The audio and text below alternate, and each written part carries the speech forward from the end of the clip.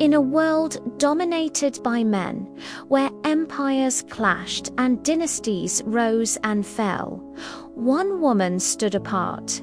Her name echoed through the ancient world, a symbol of power, allure, and unyielding ambition. She was the last pharaoh of Egypt, a queen who dared to defy the might of Rome, shaping the course of history through sheer intellect and an iron will. This is the story of Cleopatra VII Theophilopatra, the woman who carved her legend into eternity. Our journey begins not with grand battles or scandalous affairs, but in the heart of Hellenistic Egypt, a land of ancient wonders now governed by a Greek dynasty. The year is 69 BC, and Alexandria, a magnificent city on the Mediterranean coast, is the vibrant capital. It is a metropolis of unparalleled splendor, a melting pot of cultures, home to the Great Lighthouse, one of the seven wonders of the ancient world, and the legendary library, the intellectual epicenter of antiquity. Here, in the opulent royal palace, Cleopatra is born into the Ptolemaic dynasty. The Ptolemies were Macedonian Greek generals who, after the death of Alexander the Great in 323 BC, carved out their own kingdom from his vast empire. For nearly 3 centuries, they ruled Egypt, maintaining many pharaonic traditions while imposing a Hellenistic veneer. They were a dynasty known for their intelligence, their ruthlessness, and often their incestuous marriages to preserve the purity of their royal bloodline. Cleopatra herself was a direct descendant of Ptolemy I Soter, one of Alexander's most trusted generals. But by Cleopatra's birth, the Ptolemaic kingdom was a shadow of its former glory. Egypt, once the richest and most powerful Hellenistic state, was in decline, increasingly vulnerable to the rising power of Rome. The vast wealth of Egypt, particularly its fertile Nile delta, the breadbasket of the Mediterranean, made it a coveted prize. Roman influence permeated Alexandria, from merchants in its bustling harbor to senators negotiating treaties with the Ptolemaic kings. Cleopatra's father was Ptolemy XII Auletes, known as the flute player due to his passion for music, or perhaps less kindly for his perceived weakness and effeminacy.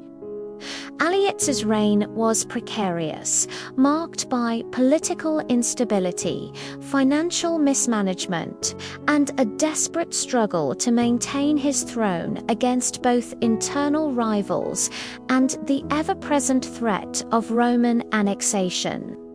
He famously spent vast sums bribing powerful Roman senators and generals to secure their recognition of his legitimacy and to prevent Rome from absorbing Egypt as a province. This constant drain on the Egyptian treasury, coupled with burdensome taxes on the populace, fueled discontent. Cleopatra grew up in this environment of political intrigue, economic strain, and the looming shadow of Roman power. From a young age, she would have observed the machinations of court, the fragility of power, and the absolute necessity of cunning and adaptability for survival. Unlike her predecessors, who largely spoke only Greek, Cleopatra was a polyglot. She famously mastered numerous languages, including Egyptian, Aramaic, Hebrew, and Latin, alongside her native Greek. This linguistic prowess was extraordinary for a Ptolemaic ruler and demonstrates her keen intellect and strategic foresight. To truly rule Egypt, she understood one must speak to its people. Her education would have been comprehensive, encompassing philosophy, rhetoric, literature, mathematics, and astronomy, all within the intellectual crucible of Alexandria. She was trained in the arts of governance, diplomacy, and perhaps most crucially, propaganda. She learned to present herself as a living goddess, the embodiment of Isis, the powerful Egyptian deity, while simultaneously embracing her Hellenistic heritage. This dual identity, both Greek queen and Egyptian pharaoh, would become a hallmark of her reign. In 58 BC, when Cleopatra was just 10 years old, her father, Ptolemy XII Auletes, was forced to flee Egypt. The Roman Senate, angered by his perceived weakness and financial concessions, had authorized a Roman general to annex Cyprus, a Ptolemaic possession, without Auletes' objection. A popular uprising in Alexandria, fueled by resentment over high taxes and Auletes' pro-Roman policies, drove him into exile. His eldest daughter, Bernice IV, seized the throne. For 3 years, Auletes wandered, desperately seeking Roman support to restore him to power. He bribed, he cajoled, he promised even greater concessions. During this time, Cleopatra, living with her father in exile, witnessed firsthand the complexities of Roman politics, the ruthless power plays, and the sheer cost of imperial patronage. She learned that Rome was not a monolithic entity, but a collection of competing factions and ambitious individuals, each with a price. Finally, in 55 BC, Auletes succeeded, with the help of the powerful Roman general Aulus Gabinius. He returned to Egypt, reclaiming his throne with Roman legions. Bernice IV was executed, along with many of her supporters. This brutal episode taught Cleopatra a harsh lesson about the unforgiving nature of power and the absolute necessity of Roman military backing, even if it came at the cost of Egyptian sovereignty. It cemented her understanding that to survive, Egypt needed Rome, but Rome also needed Egypt's grain and wealth. The relationship was transactional, and a strong, intelligent ruler could leverage it. Upon Auletes' death in 51 BC, Cleopatra, at the age of 18, ascended to the throne. According to Ptolemaic custom, she was to rule jointly with her younger brother Ptolemy XIII, who was then only 10 years old. Their marriage, a dynastic tradition, was a political arrangement, not one of affection. The will of Ptolemy XII Auletes, recognized by Rome, stipulated their co-rule and entrusted the Roman Senate with the protection of his children.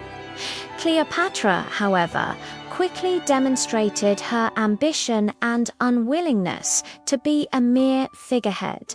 She understood that rule with a child brother, guided by ambitious courtiers, would lead to her marginalization. She quickly asserted her authority, dropping Ptolemy's IE's name from official documents and minting coins with her own image alone. She appointed her own loyalists to key positions and sought to revitalize Egypt's economy, which had been crippled by her father's profligacy. Her intelligence shone through in her administrative efforts. She focused on agricultural reforms, ensuring the annual Nile flood was properly managed for irrigation, a critical function for Egypt's prosperity. She engaged in diplomatic overtures with neighboring kingdoms and sought to restore Egypt's prestige. Her personal charisma, coupled with her sharp mind and command of languages, made her a compelling figure. However, her assertive stance quickly alienated the powerful Alexandrian court, particularly the eunuch Pothinus, Ptolemy XIII's guardian, and the general Achilles. These ambitious men, accustomed to manipulating child kings, saw Cleopatra as a threat to their own power and influence. They began to undermine her authority, whispering intrigues against her, and cultivating loyalty among the Praetorian Guard and the army. By 49 BC, the political tension between Cleopatra and her brother's faction reached a breaking point. Pothinus and Achilles successfully orchestrated a coup, stripping Cleopatra of her power and forcing her to flee Alexandria. She gathered loyal forces in Pelusium, on Egypt's eastern border near the Roman province of Syria, preparing for civil war. Ptolemy XIII, now effectively a puppet of Pothinus and Achilles, was declared sole ruler.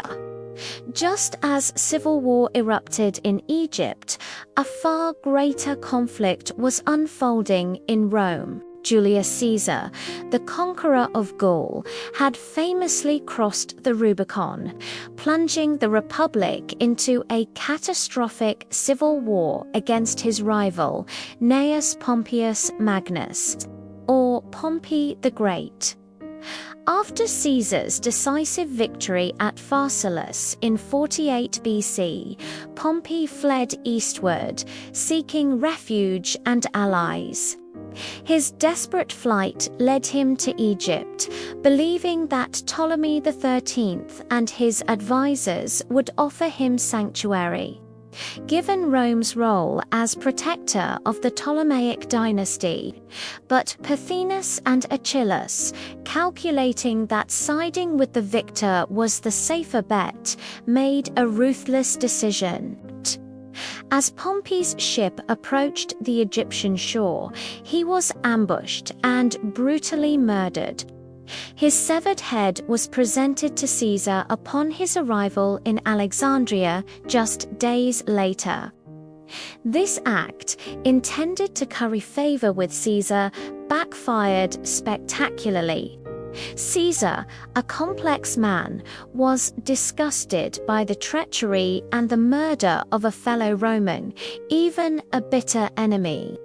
He viewed it as an insult to Roman dignity and a usurpation of his own right to dispense justice to his rival. Caesar entered Alexandria, not as an invited guest, but as an angry victor. He immediately asserted Roman authority, effectively taking control of the Egyptian court.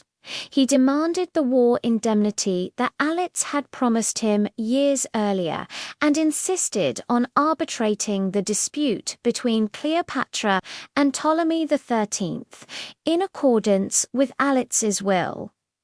This was Cleopatra's moment. Exiled, threatened, yet possessing an unshakable belief in her own destiny, she knew she had to reach Caesar. Legend states she famously had herself smuggled into the palace, possibly rolled in a carpet or a sack of bedding, and delivered to Caesar in his private chambers. This dramatic entrance, bypassing Ptolemy XIII's guards and advisors, immediately captured Caesar's attention. The encounter was a masterstroke of political theater and personal charisma. Cleopatra, at 22, was not classically beautiful, as often depicted in later romanticized accounts. Ancient sources describe her as having striking features, a powerful presence, and, above all, an enchanting voice and brilliant mind. She could charm, persuade, and intellectually engage anyone. Caesar, a man of immense intellect and ambition himself, found in Cleopatra an equal for months. Caesar remained in Alexandria, ostensibly to settle the Ptolemaic succession, but increasingly captivated by Cleopatra. Their relationship quickly developed into a passionate affair. With Caesar's backing, Cleopatra was restored to her throne. The Alexandrian War ensued as Ptolemy XIII's faction, led by Pothinus and Achilles, resisted Caesar's intervention. The war was fierce, involving street fighting in Alexandria and naval battles in the harbor. The Library of Alexandria suffered significant damage during this conflict, a tragic loss to the intellectual world. Ptolemy XIII was ultimately defeated and drowned in the Nile.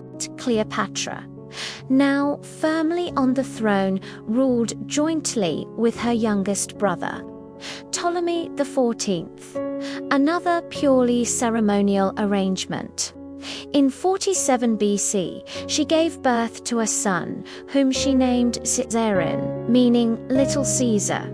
She proclaimed him to be Caesar's son, cementing her personal and political bond with the most powerful man in Rome. This child was her ultimate card, a living testament to her connection with Rome's destiny. Cleopatra then traveled to Rome with Caesarion and her young co-ruler Ptolemy XIV, arriving in 46 BC. For 2 years. She lived in Caesar's villa on the Tiber, a scandalous presence in Roman society. Caesar, despite being married to Calpurnia, openly acknowledged Caesarion. He displayed a golden statue of Cleopatra in the Temple of Venus Genetrix, an honor usually reserved for deities or Roman heroes. An act that deeply offended Roman traditionalists and fueled rumors of Caesar's monarchical ambitions. During her time in Rome, Cleopatra mingled with the Roman elite, observed their customs, and, perhaps more importantly, learned about their fears and prejudices.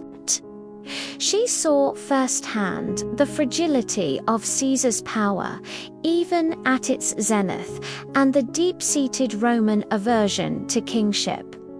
She understood that while personal charm and strategic alliances could work, they were temporary solutions in the volatile world of Roman politics. She absorbed knowledge, preparing for a future where her son Caesarion might one day rule both Rome and Egypt. The assassination of Julius Caesar on the Ides of March 44 BC shattered Cleopatra's immediate plans and plunged the Roman world into chaos once more. With her most powerful patron dead, Cleopatra quickly returned to Egypt. Her co-ruler Ptolemy XIV conveniently died soon after, possibly poisoned at her command. Cleopatra now ruled alone, with her son Caesarion as her co-regent, positioning him firmly as the rightful heir to both the Ptolemaic throne and, she hoped, Caesar's legacy. The Roman Republic devolved into another brutal civil war, this time between Caesar's assassins, Brutus and Cassius the liberators, and the avengers of Caesar, Mark Antony, Caesar's most trusted general, and Octavian, Caesar's adopted son and heir. Cleopatra, ever the pragmatist, initially attempted to remain neutral, playing a dangerous waiting game. However, Egypt's strategic location and immense resources made neutrality impossible. Both factions desperately needed Egypt's grain to feed their armies and its wealth to finance their wars. After the decisive Battle of Philippi in 42 BC, where Antony and Octavian defeated Brutus and Cassius, the Roman world was divided. Octavian took the West, while Antony, as the dominant military figure, took control of the East, including Egypt. Antony summoned Cleopatra to Tarsus, in Asia Minor, to account for her ambiguous loyalties during the Civil War and to demand financial contributions for his ongoing campaigns against the Parthian Empire, Rome's persistent enemy in the east. Cleopatra's arrival in Tarsus in 41 BC was another legendary display of her theatrical brilliance. She sailed up the Kidnus River in a magnificent barge, its stern gilded, its sails of royal purple, propelled by silver oars that kept time to the music of flutes and lyres. She herself was dressed as the goddess Aphrodite, reclining under a canopy of gold-embroidered cloth, attended by cupids and nereids. Antony, waiting on shore, was utterly captivated. This was not a queen humbly coming to account for her actions, but a goddess arriving to claim her rightful place. Antony, a seasoned general and a man of great appetites, was completely enthralled by Cleopatra, just as Caesar had been. Their relationship, initially a political necessity, blossomed into a profound and passionate affair. For the next decade, their lives would be inextricably intertwined, shaping the destiny of both Egypt and Rome. Cleopatra spent the winter of 41 to 40 BC with Antony in Alexandria. Their time together was a lavish indulgence, a blend of Roman military power and Egyptian opulence. Antony, initially focused on his Parthian campaign, became deeply immersed in Cleopatra's world. She used this time not just for romance, but for shrewd diplomacy. She secured territorial gains for Egypt, reclaiming lands that had historically belonged to the Ptolemaic kingdom, expanding her influence in the eastern Mediterranean. She also leveraged Antony's protection against her remaining rivals in her own family. In 40 BC, Cleopatra gave birth to twins by Antony, Alexander Helios' son, and Cleopatra Selene Moon. Later, she would have another son, Ptolemy Philadelphus. These children further cemented her bond with Antony, linking her dynasty to another powerful Roman. Antony, however, was still a married man. He eventually returned to Rome and, for political expediency, married Octavian's sister, a union intended to solidify the fragile alliance between the two Roman strawmen. For a few years, Antony was away, pursuing his military campaigns and attending to Roman politics. But the allure of Egypt and Cleopatra proved too strong. In 37 BC, he returned to the east and publicly renewed his relationship with Cleopatra, effectively abandoning Octavia. This move was a blatant insult to Octavian and a powerful propaganda weapon for his rival. The subsequent years saw Antony increasingly align himself with Cleopatra and her vision for a dominant Eastern empire, perhaps even a new Hellenistic empire centered in Alexandria. He made lavish gifts of Roman territory to Cleopatra and their children in a series of ceremonies known as the Coronations of Alexandria in 34 BC. These donations included vast swathes of Roman-controlled lands in the Near East, declaring Caesarion the legitimate heir of Caesar and the King of Kings, and granting his own children by Cleopatra various kingdoms. These acts were a profound affront to Roman senatorial tradition, which viewed such territorial distributions as belonging solely to the Roman people.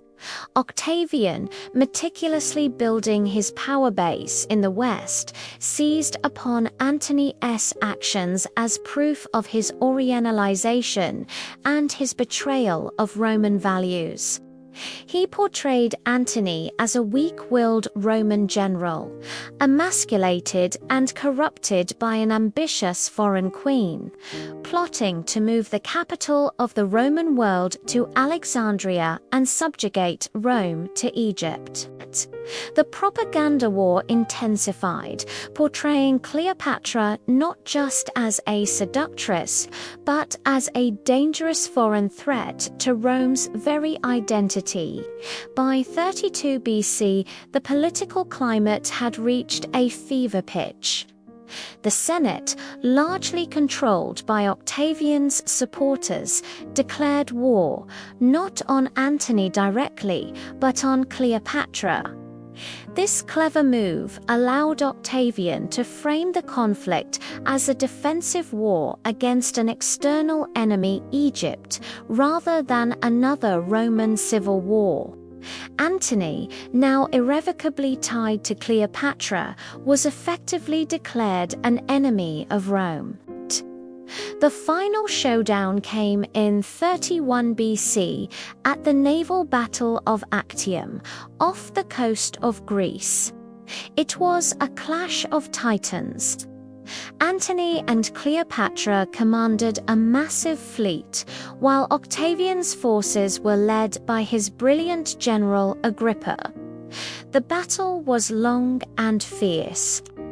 At a crucial moment, Cleopatra, whose ships formed part of Antony's fleet, unexpectedly broke ranks and sailed away, possibly attempting to escape a trap or sensing defeat.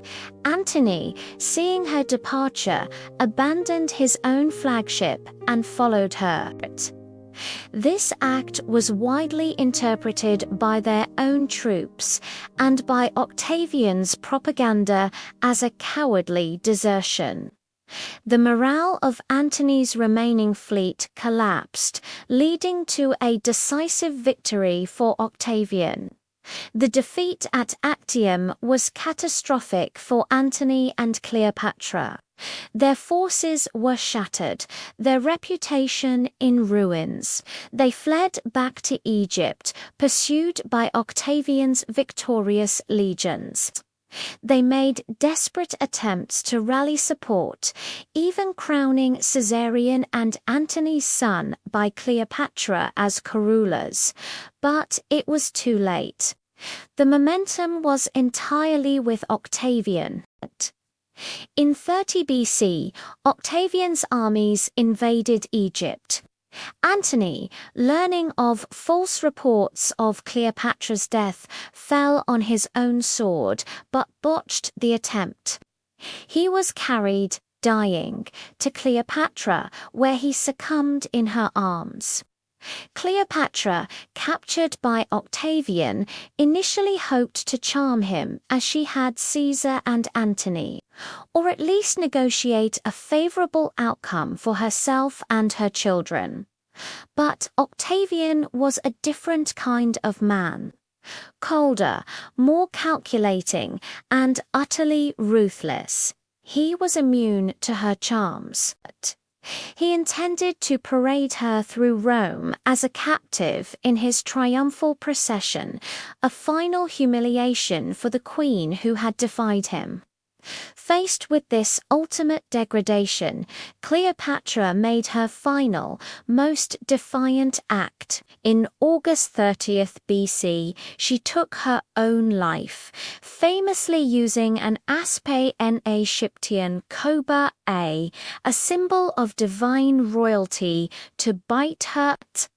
She was found dead in her chambers, attended by her loyal handmaidens. Her suicide foiled Octavian's plans for a public spectacle and ensured that she would not be paraded as a prisoner. She chose her own end, preserving her dignity and denying her enemy his ultimate triumph. Octavian, now unchallenged, ordered the execution of Caesarion, eliminating any potential rival to Caesar's legacy. He annexed Egypt as a Roman province, bringing to an end 3 centuries of Ptolemaic rule and thousands of years of pharaonic independence. Egypt, with its immense wealth, now became the personal property of the Roman emperor, forever cementing Rome's dominance. Cleopatra's death marked the end of the Hellenistic Age and the dawn of the Roman Empire. Octavian, now known as Augustus, became the first Roman emperor, ushering in the Pax Romana. The memory of Cleopatra, however, continued to resonate. For Rome, she became a symbol of dangerous foreign allure, the treacherous temptress who almost brought down a Roman hero. For history, she remains one of its most enigmatic and compelling figures. Cleopatra was not merely a seductress, as Roman propaganda and later artistic interpretations often depicted her. She was a highly intelligent, politically astute, and fiercely ambitious ruler who fought relentlessly to preserve her kingdom's independence and her dynasty's power in a brutal, male-dominated world. Her intelligence was multifaceted. She was a scholar, versed in philosophy, rhetoric, and a master of languages. This enabled her to engage with powerful men like Caesar and Antony on an intellectual level, discussing governance, strategy, and literature. Her linguistic skills allowed her to communicate directly with her diverse subjects, a rare trait for a Ptolemaic ruler, earning her a measure of genuine loyalty. As a leader, she was pragmatic and adaptable. She understood the precarious position of Egypt, caught between its ancient traditions and the overwhelming power of Rome. She used diplomacy, personal charm, strategic alliances, and even military force when necessary to achieve her goals. She reformed Egypt's economy, albeit briefly, and sought to restore its prestige. She was a shrewd negotiator, securing territorial gains from Antony that benefited Egypt. Her ambition was boundless. She envisioned not just the survival of Egypt, but its resurgence as a dominant power in the East, perhaps even at the heart of a new Roman-Egyptian empire, with Caesarion as its emperor. Her willingness to align herself so completely with Roman power, first with Caesar and then with Antony, was a calculated risk, a desperate attempt to leverage Roman might for her own dynastic goals. Cleopatra also understood the power of spectacle and propaganda.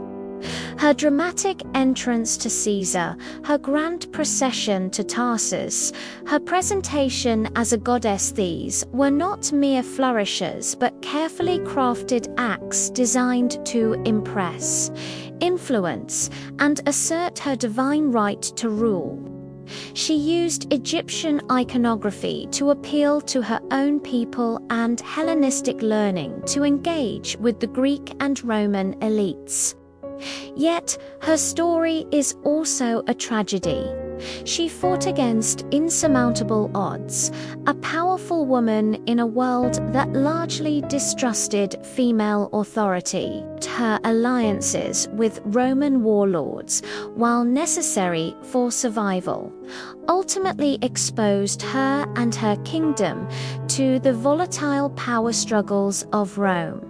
She played a dangerous game, betting on the strength of individual Romans rather than the stability of their institutions.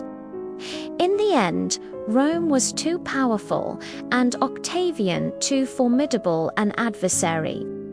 Cleopatra's legacy is complex and enduring. For centuries, Roman historians, largely hostile, painted her as a dangerous, corrupting force.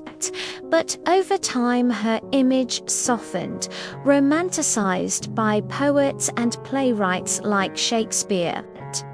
She became the ultimate femme fatale, a figure of irresistible allure and tragic grandeur. Beyond the romance and the propaganda, Cleopatra stands as a towering figure of antiquity. She was a brilliant politician, a skilled diplomat, and a powerful monarch who for 3 decades navigated the treacherous waters of power, fiercely protecting her kingdom and her children against the encroaching tide of Roman expansion. She defied Rome not through military might alone, but through intellect, charisma, and an unyielding will, carving her place as one of the most unforgettable women in history. Her story is a testament to the power of a single individual to shape events, even when faced with the irresistible force of empire. The arrival of Julius Caesar in Alexandria in 48 BC was a pivotal moment, not just for Cleopatra, but for the trajectory of the Roman world and the fate of Egypt. Caesar, a man of staggering ambition and military genius, had just defeated his great rival, Pompey the Great, at Pharsalus. He arrived in Egypt expecting sanctuary for Pompey and a diplomatic settlement for the Ptolemaic succession. Instead, he was presented with Pompey's severed head, an act of brutal pragmatism by Ptolemy XIII's escort that deeply offended Caesar's sense of Roman dignity. Caesar, furious at the murder of a Roman citizen and a man of Pompey's stature, even an enemy, immediately asserted his authority. He took up residence in the royal palace, effectively making himself the arbiter of Egyptian affairs. He demanded the vast sums of money owed to Rome by Alex, Cleopatra's father, placing enormous financial pressure on the already strained Egyptian treasury. He summoned both Cleopatra and Ptolemy XIII to present their cases before him, intending to settle the dynastic dispute as per Aulitz's will, which Rome was sworn to uphold. For Cleopatra, this was an opportunity born of desperation. Exiled and seemingly powerless, she knew her only hope lay in securing Caesar's patronage. She understood that a direct approach to the palace, surrounded by her brother's hostile guards, was impossible. She needed to bypass the sycophantic courtiers who surrounded Ptolemy XIII and reach Caesar directly to make her personal appeal without filters or interference. The tale of her secret arrival, smuggled into the palace, possibly rolled in a carpet, has become legendary. This audacious act of stealth and courage speaks volumes about her character. It was a calculated risk, a dramatic theatrical gesture designed to seize Caesar's attention and present herself not as a defeated queen but as a bold claimant to the throne, worthy of a meeting with Rome's most powerful man. When the package was unrolled before Caesar, revealing the young, vibrant Cleopatra, the effect was instantaneous and profound. Caesar, a man known for his sharp intellect and appreciation for audacity, was reportedly captivated. He found before him not a cowering supplicant, but a queen who spoke multiple languages, possessed a formidable intellect, and carried herself with an air of regal confidence. She was 22, he was 52. The age gap was significant, but their minds met as equals. Their initial conversations, far from a mere romantic encounter, would have been intense political negotiations. Cleopatra would have presented her case with compelling eloquence, detailing the injustices she had suffered, the mismanagement of her brother's regions, and the economic benefits a stable, Egypt under her rule could offer Rome. She appealed to Caesar's sense of justice and his strategic interests. Egypt under her could be a loyal and reliable ally, a vital source of grain and wealth for Rome's ongoing civil wars. Caesar, a shrewd strategist, recognized her potential. He saw in Cleopatra not just a compelling woman, but a formidable political asset. A strong, intelligent, and pro-Roman ruler in Egypt was far more beneficial to Rome than a volatile court dominated by ambitious eunuchs and child kings. He decided to support her claim to the throne. This decision ignited what became known as the Alexandrian War. Ptolemy XIII's faction, led by the furious Pothinus and General Achilles, saw Caesar's intervention as a direct threat to their power. They rallied the Alexandrian populace and the Egyptian army against the small Roman forces. The fighting was fierce, a brutal urban conflict that raged through the opulent streets of Alexandria. Caesar, trapped in the palace, found himself besieged. During this tumultuous period, Cleopatra remained by Caesar's side, an active participant in the war effort and a key advisor. She provided him with invaluable local knowledge, insights into Egyptian logistics, and access to her loyalists within the city. Their bond deepened under the pressure of siege. Their shared intellect, ambition, and the sheer danger of their situation forged a powerful connection. The war saw the destruction of parts of the legendary Library of Alexandria, a tragic loss to human knowledge, although the full extent of the damage is debated. Ptolemy XIII, attempting to escape, famously drowned in the Nile. With the arrival of Roman reinforcements, Caesar ultimately crushed the rebellion. Cleopatra was now firmly on the throne, ruling jointly with her youngest brother, the even younger Ptolemy XIV. This was a nominal arrangement designed to appease Ptolemaic custom. Cleopatra was the undisputed ruler. The romantic and political dimensions of her relationship with Caesar were now inextricably linked. In 47 BC, she gave birth to a son, whom she named Ptolemy Caesar, but was universally known as Caesarion, Little Caesar, for Cleopatra. Caesarion was more than a son. He was her trump card, a living embodiment of her alliance with the most powerful man in Rome. He represented the potential fusion of the Ptolemaic and Roman empires, a dream of a united kingdom that could perhaps challenge even Rome itself. For Caesar, Caesarion was a testament to his virility, and perhaps a quiet acknowledgement of a powerful legacy, even if he could not officially declare him his heir in Rome.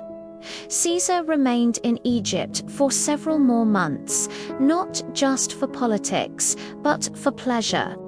He toured the Nile with Cleopatra on a lavish royal barge, exploring ancient temples and Egyptian wonders, perhaps even venturing as far south as the border with Nubia.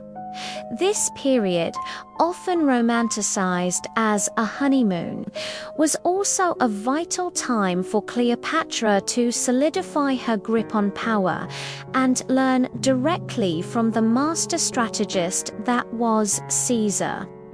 She observed his military tactics, his political acumen, and his diplomatic skills. She learned how to govern a vast, multicultural empire from an unrivaled expert. In 46 BC, Caesar left Egypt to return to Rome, where he had to contend with the remnants of Pompey's supporters and consolidate his own immense power. He invited Cleopatra, Caesarion, and her co-ruler Ptolemy XIV to join him in the capital. Cleopatra's arrival in Rome was a sensation. She resided in Caesar's opulent villa in the gardens across the Tiber, a location carefully chosen outside the traditional city limits to avoid direct public scrutiny, but close enough to Caesar to be a constant presence.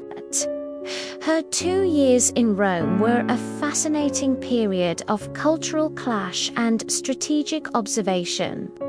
Cleopatra moved in the highest circles of Roman society, engaging with senators, philosophers, and military leaders.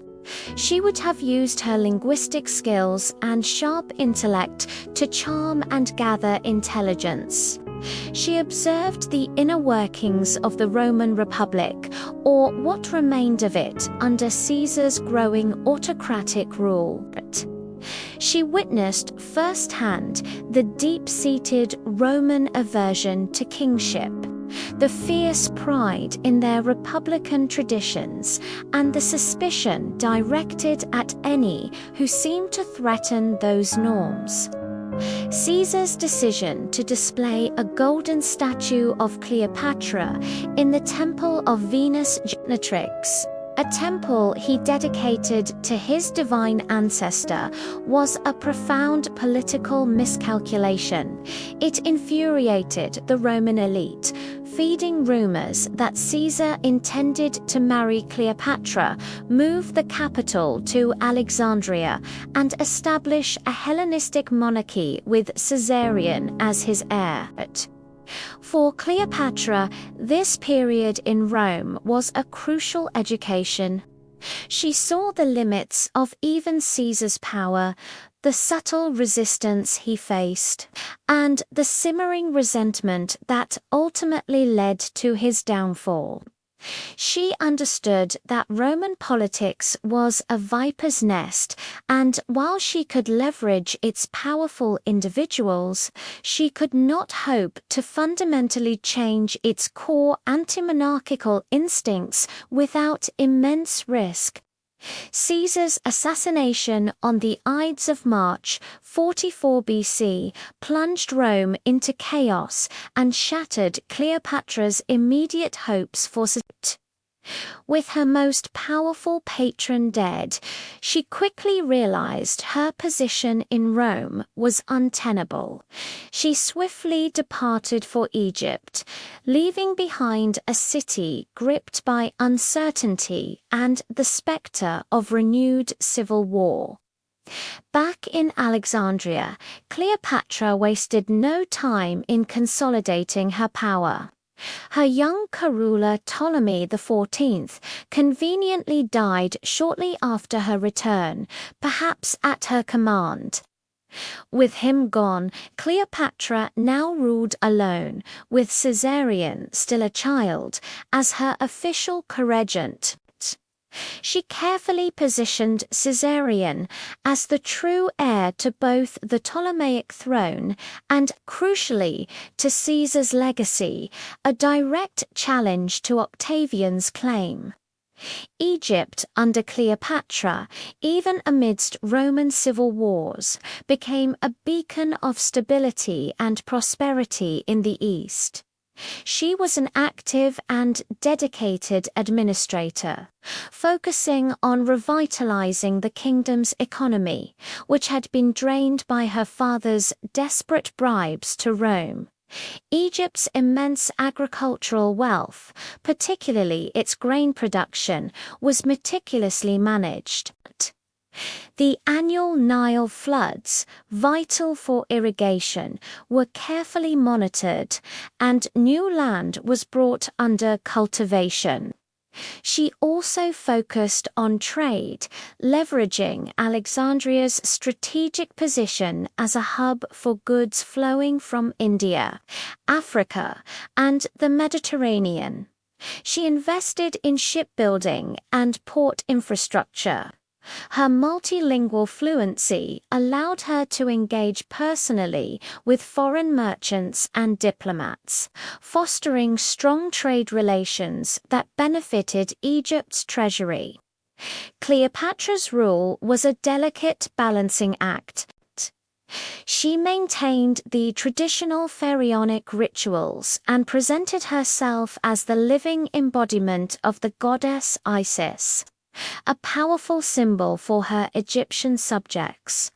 Yet, she also governed in the Hellenistic style, maintaining the Greek administrative structure and engaging with the vibrant intellectual life of Alexandria. She understood that legitimacy in Egypt required both ancient tradition and modern efficiency. She carefully managed her image, minting coins that depicted her with strong, distinctive features, often with a diadem and her aquiline nose, asserting her authority and divine connection. These were not idealized images, but assertive portraits of a powerful monarch. She also sponsored building projects, restoring temples and reaffirming her commitment to Egypt's religious heritage. However, the shadow of Rome never truly lifted. The Roman civil wars continued to rage, and Egypt, with its vast wealth and strategic location, was too valuable to ignore. Cleopatra initially tried to remain neutral, a difficult position given the demands for troops and resources from both Caesar's assassins Brutus and Cassius and his avengers Antony and Octavian. She played a dangerous game, offering cautious support to various factions while prioritizing Egypt's interests. The victory of Antony and Octavian at the Battle of Philippi in 42 BC drastically altered the geopolitical landscape. The Roman world was divided, and Mark Antony, as the most powerful general, took control of the Roman East, which included Egypt.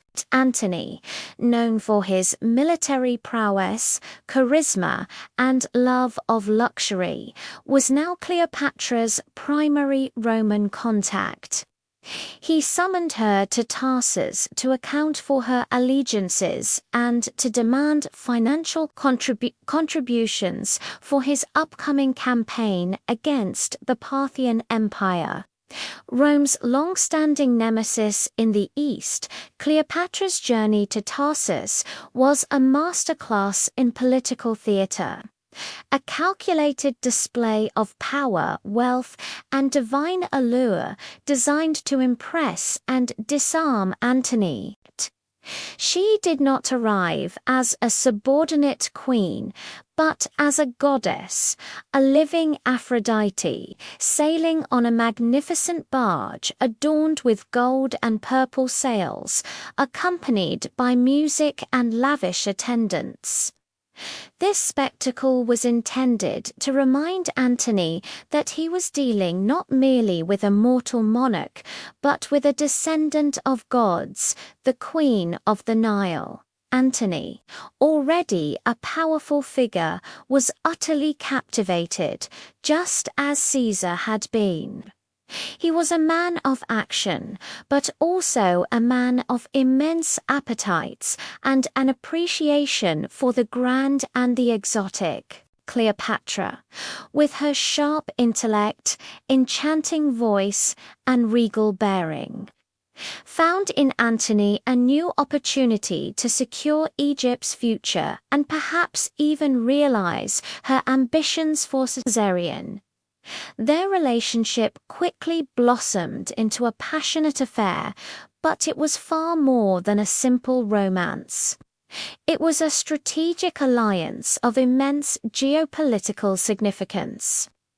Cleopatra needed Antony's military protection and Roman patronage to secure her throne, expand her territories, and ensure Caesarion's future. Antony needed Egypt's vast wealth, its grain, and its strategic location for his eastern campaigns against the Parthians, and later for his escalating rivalry with Octavian.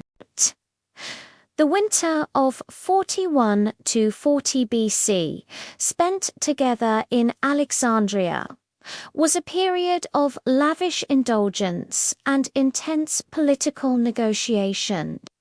Cleopatra immersed Antony in the luxurious life of the Egyptian court, a world of intellectual discourse, banquets, and grand entertainment.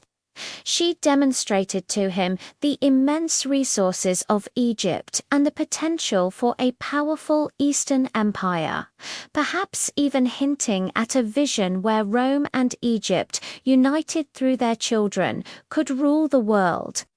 During this time, Cleopatra skillfully leveraged Antony's protection. She convinced him to eliminate potential rivals, including her sister Arsinoe IV, who had sought refuge in the Temple of Artemis at Ephesus after being paraded in Caesar's triumph. Antony's execution of Arsinoe, a violation of the sacred right of asylum, demonstrated the depth of his commitment to Cleopatra and the ruthlessness of their political alliance. In 40 BC, Cleopatra gave birth to twins by Antony Alexander Helios and Cleopatra Selene. These children further bound Antony to Cleopatra and Egypt, providing her with more living connections to Roman power. Antony, however, was compelled to return to Rome to deal with urgent political matters, including a conflict between his family and Octavian, and to secure his alliance with Octavian through marriage to his sister, Octavia. This marriage, a calculated political move, temporarily strained Antony's relationship with Cleopatra, but it did not break their bond. Cleopatra remained in Egypt, continuing to govern her kingdom with astute intelligence. She continued her administrative reforms, building up Egypt's wealth and power. She consolidated her authority and prepared for Antony's eventual return, knowing that he would need Egypt's resources for his ambitious plans in the east. Antony's return to the east in 37 BC marked a renewed commitment to Cleopatra. He left his Roman wife Octavia, effectively ending his alliance with Octavian, and returned to Alexandria. This decision cemented his fate and fueled Octavian's propaganda machine, which increasingly portrayed Antony as a Roman corrupted by an exotic foreign queen, abandoning his Roman duties for an Egyptian mistress and her grand anti-Roman ambitions. The following years saw Antony increasingly align himself with Cleopatra's vision of an Eastern empire. He made a series of dramatic political decisions, culminating in the donations of Alexandria in 34 BC in elaborate public ceremonies. Antony distributed vast swaths of Roman-controlled territory in the Near East to Cleopatra and their children. He declared Cleopatra Queen of Kings, and Caesarion, the son of Caesar and Cleopatra, was proclaimed King of Kings and true heir to Caesar, directly challenging Octavian's legitimacy. Antony's children, with Cleopatra, were also given kingdoms and titles. These donations were a declaration of intent, a bold statement of a new Eastern imperial order under the joint rule of Antony and Cleopatra. They were a profound affront to Roman tradition and law, which viewed such territories as belonging to the Roman people, not to be arbitrarily gifted to foreign monarchs. Octavian meticulously documented and publicized these acts, using them to galvanize Roman public opinion against Antony and Cleopatra. He portrayed Cleopatra as a dangerous, ambitious foreign queen who sought to enslave Rome, and Antony as her weak-willed puppet. Cleopatra, for her part, reveled in these declarations. She envisioned a powerful Hellenistic Egyptian empire that would dominate the East, perhaps even supplanting Rome as the center of the Mediterranean world. She sought to secure not just Egypt's independence, but its preeminence. She was a woman who dreamed of empire, a legacy passed down from her Ptolemaic ancestors, amplified by her own unique ambition and intellect. The final rupture between Octavian and Antony came swiftly. In 32 BC, Octavian, through carefully orchestrated political maneuvering, managed to get the Roman Senate to declare war, not on Antony, but on Cleopatra. This was a crucial propaganda victory. It allowed Octavian to frame the conflict as a defense of Rome against a foreign threat, rather than another fratricidal civil war among Romans. Antony, having irrevocably committed himself to Cleopatra, was effectively declared an enemy of the state. Cleopatra, fully embracing her role as a warrior queen, joined Antony in the command of their combined forces. She brought Egypt's immense wealth, its powerful navy, and its formidable logistics to the struggle. They amassed a vast army and an impressive fleet, preparing for the inevitable clash with Octavian's legions. The stage was set for the Battle of Actium in 31 BC, a naval engagement off the coast of Greece that would decide the fate of the Roman world and the future of Egypt. It was a massive confrontation with hundreds of ships and thousands of men. Cleopatra commanded her own squadron within Antony's fleet, a testament to her active participation and leadership. The battle itself was chaotic and fiercely fought. At a critical juncture, Cleopatra's squadron, positioned behind Antony's main line, broke through and sailed out of the battle, heading south. Antony, witnessing her departure, inexplicably abandoned his own flagship and followed her, leaving his remaining forces in disarray. This act, whether a desperate attempt to escape a hopeless situation or a prearranged plan gone awry, proved catastrophic.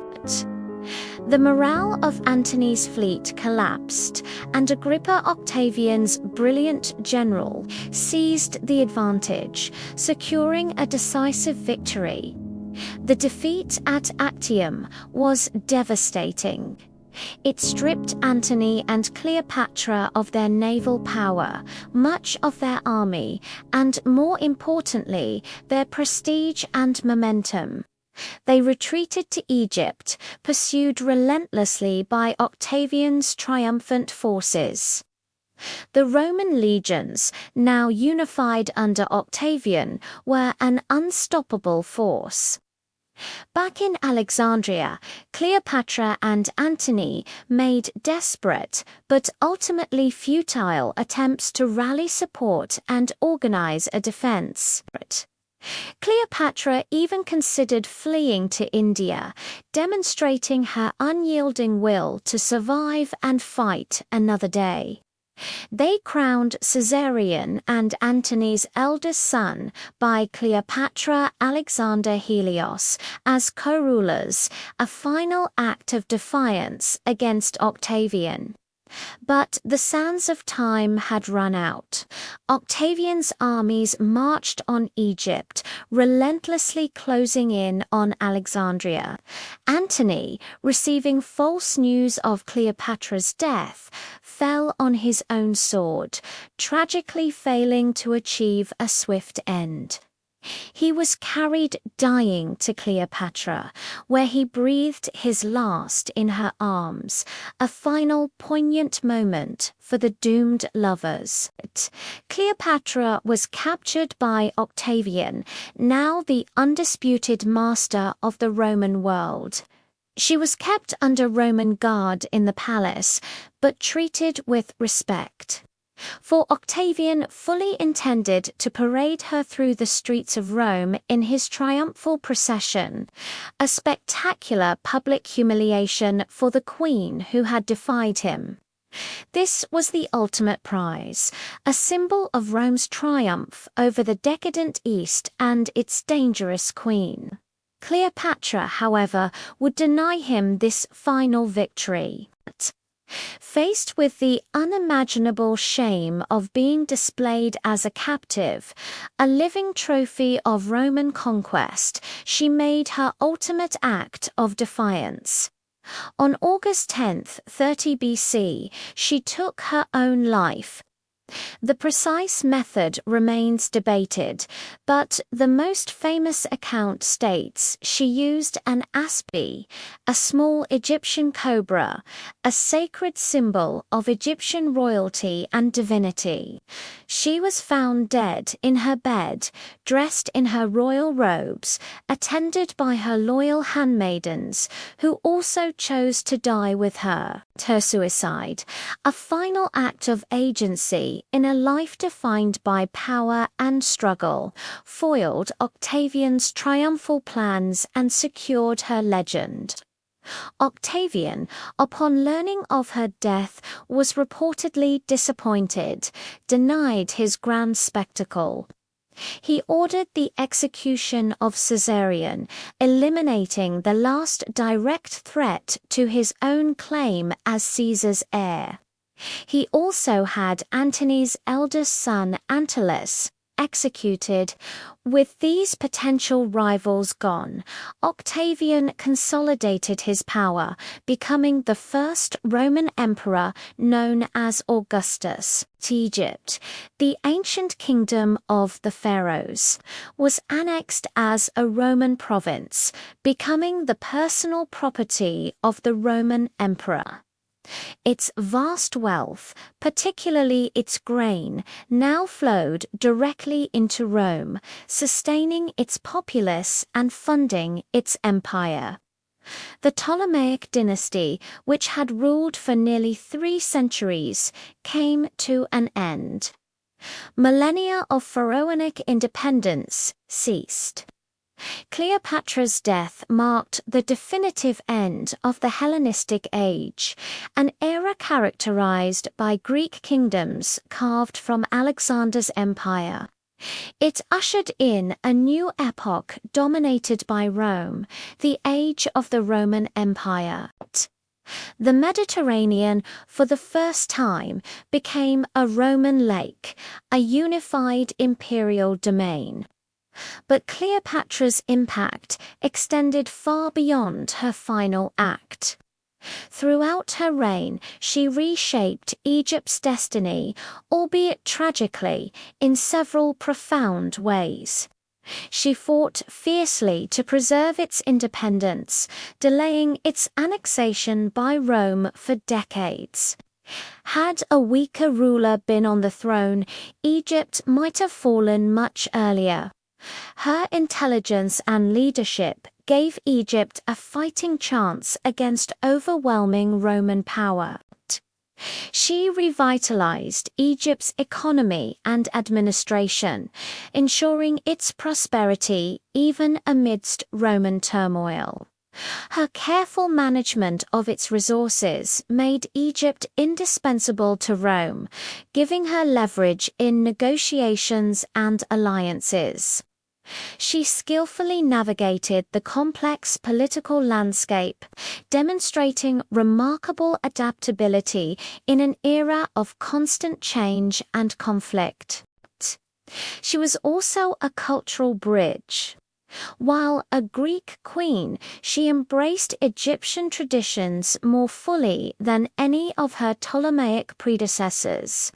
Speaking the language and embodying the pharaonic divine role.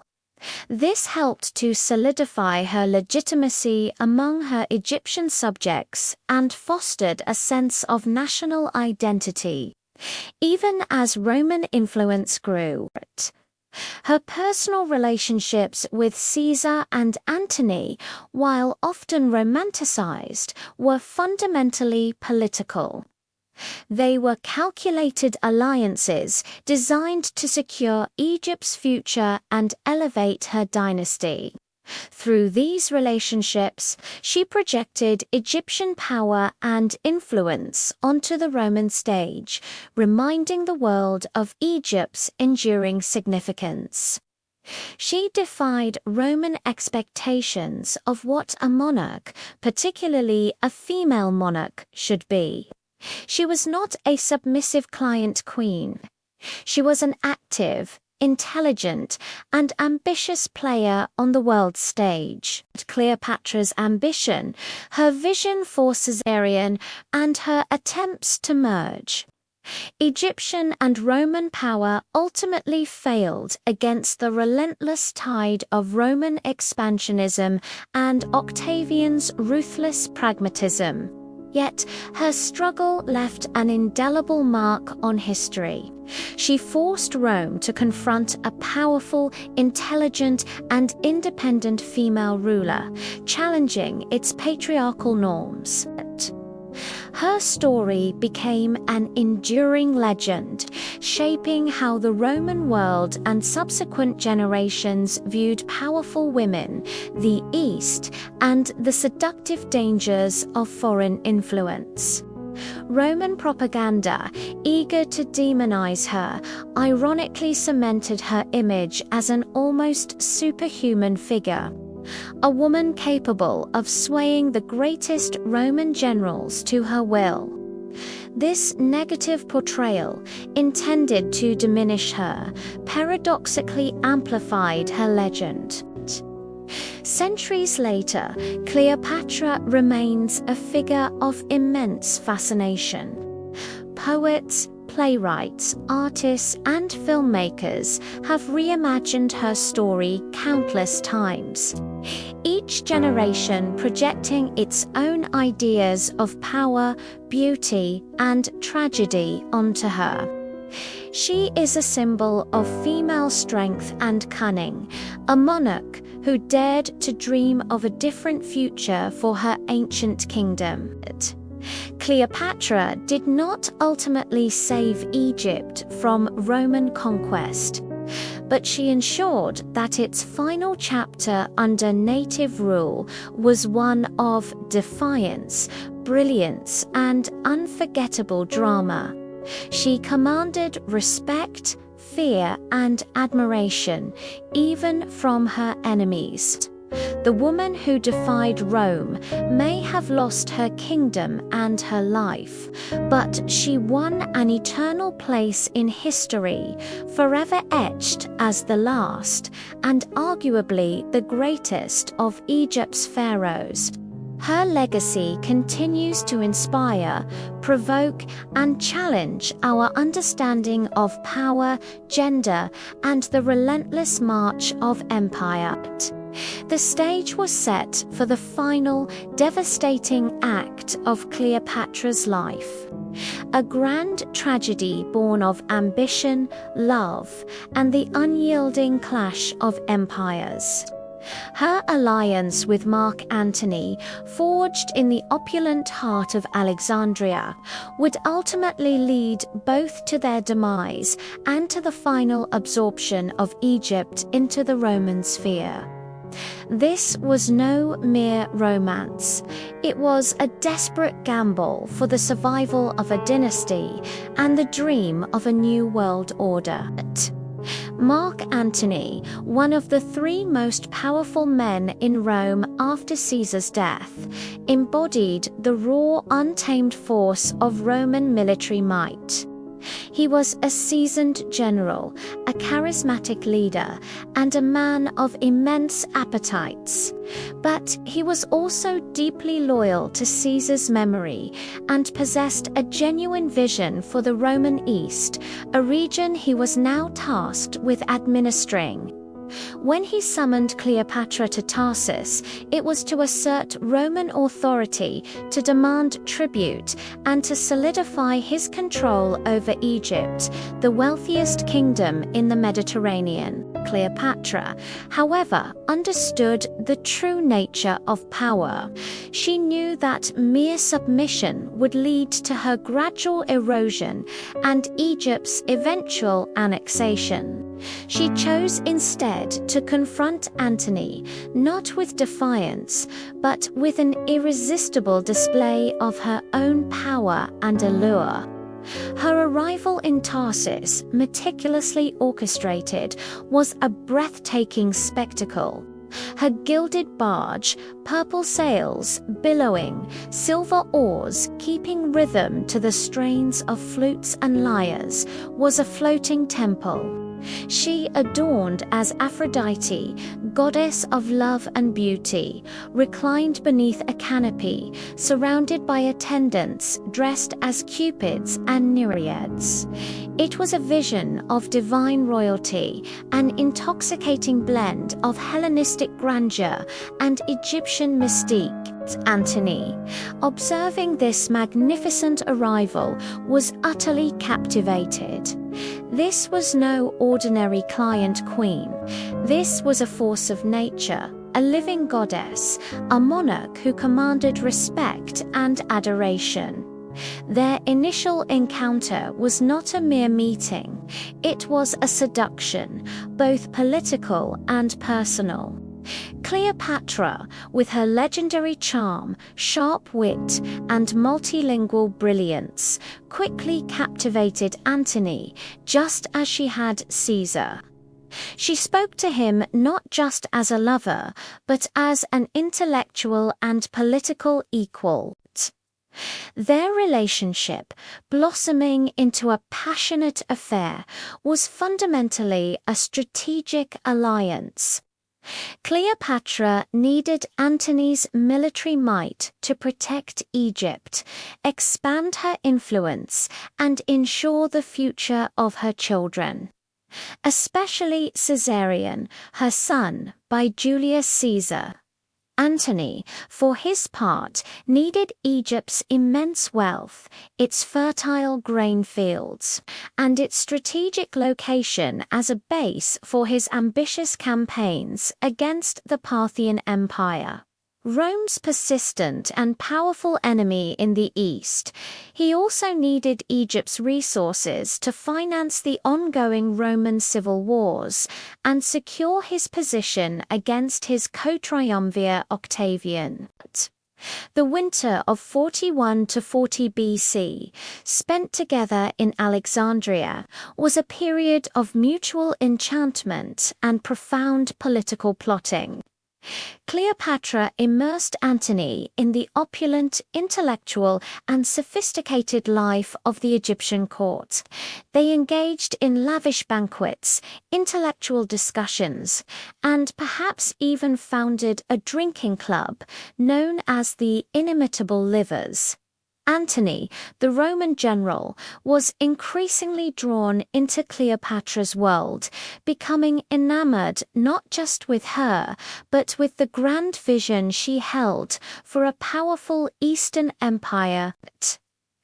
During this time, Cleopatra skillfully leveraged Antony's influence to secure territorial gains for Egypt, reclaiming vast areas of the Near East that had historically been part of the Ptolemaic kingdom.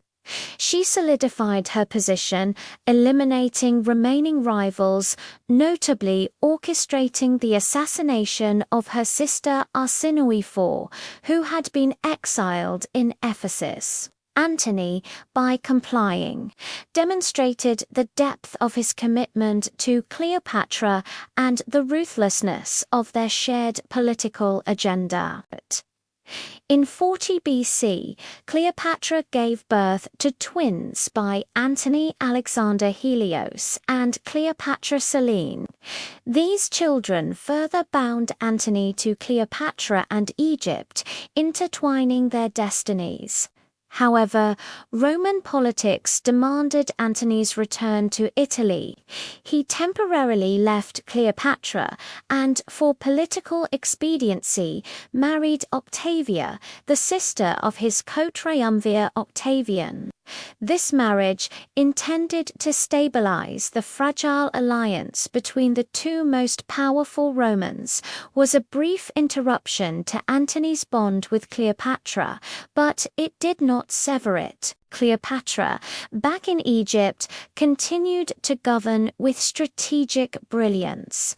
She fortified her kingdom, managed its vast agricultural resources, and built up its treasury, knowing that wealth was power in the volatile Roman world.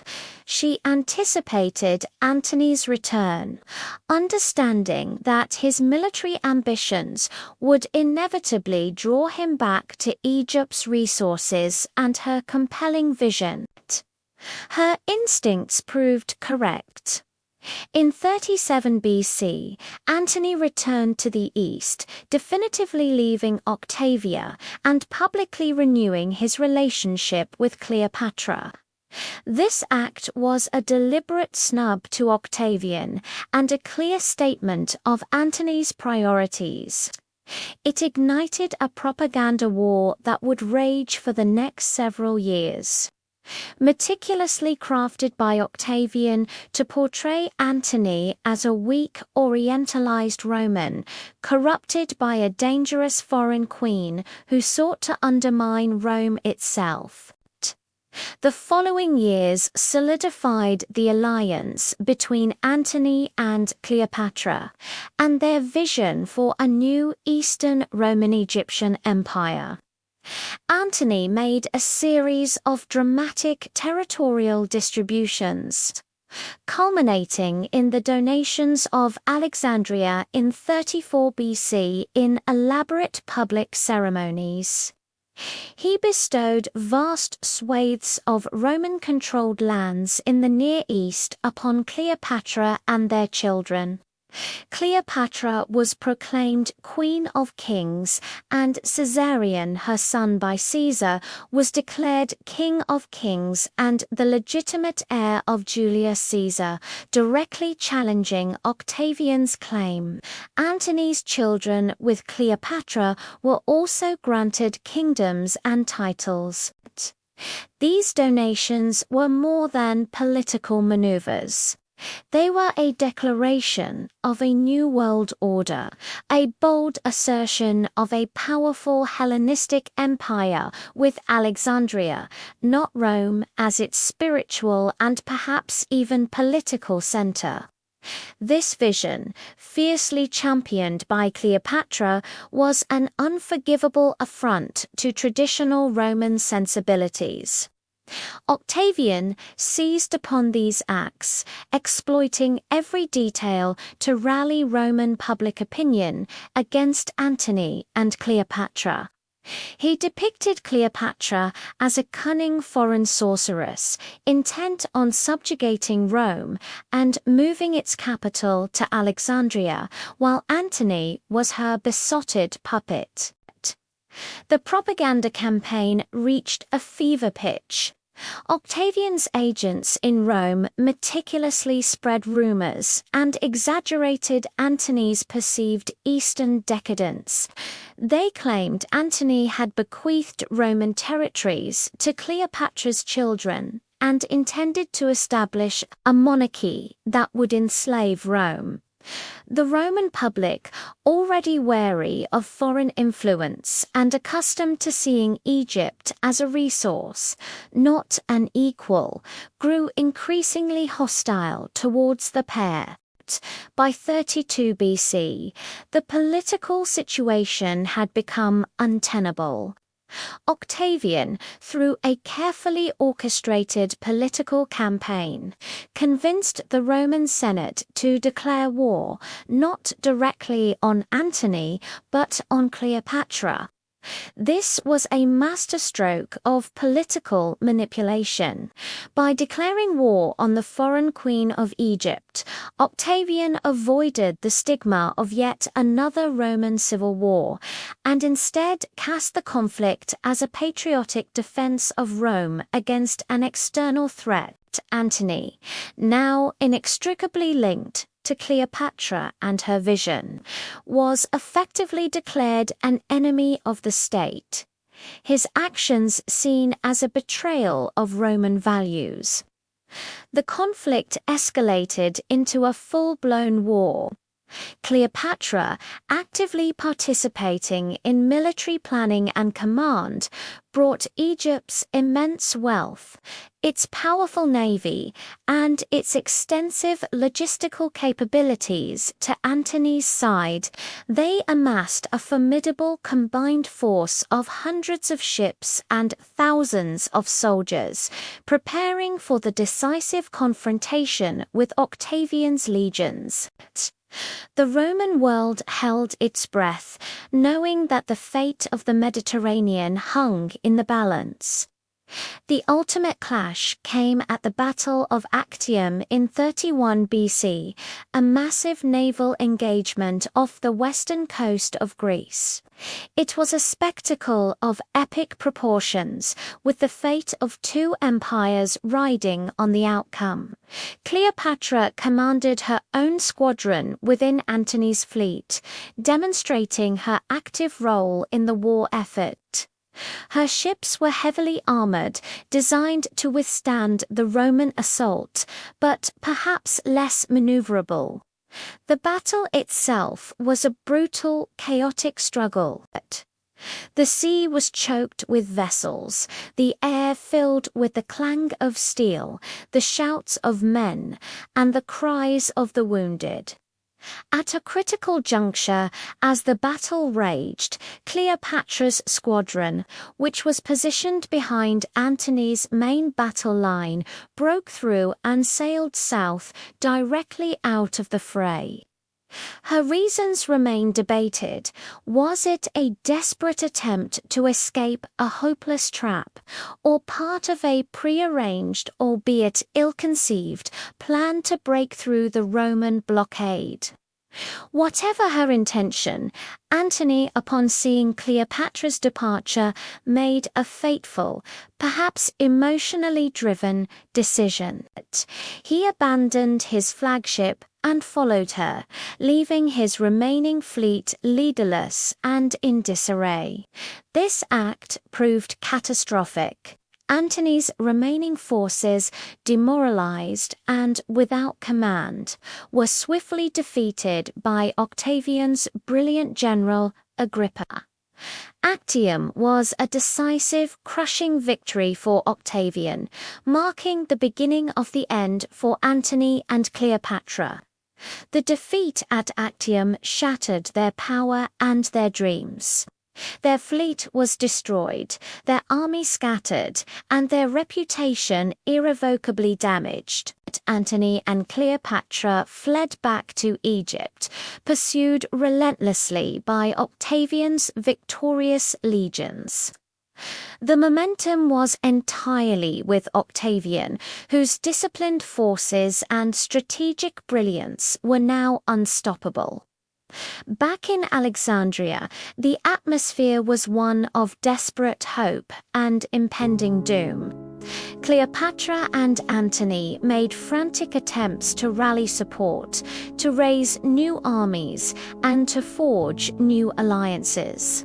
Cleopatra even explored the audacious possibility of transporting her fleet across the desert and fleeing to India, demonstrating her unyielding will to survive and fight another day.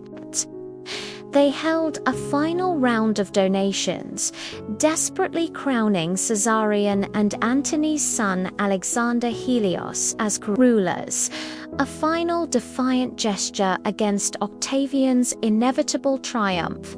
But their efforts were futile. Octavian's armies, led by seasoned commanders, marched inexorably towards Egypt. The once loyal provinces of the East, sensing the shifting tide of power, began to defect to Octavian. Even Antony's remaining legions began to abandon him. The grand vision of an Eastern empire crumbled. In August 30th BC, Octavian's forces closed in on Alexandria.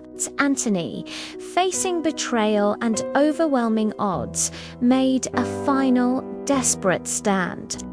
Upon hearing a false report of Cleopatra's death, he fell upon his own sword, tragically failing to inflict a mortal wound.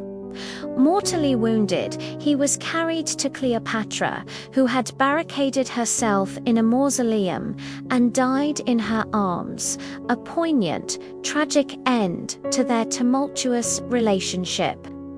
Cleopatra, now captured by Octavian, faced the ultimate humiliation.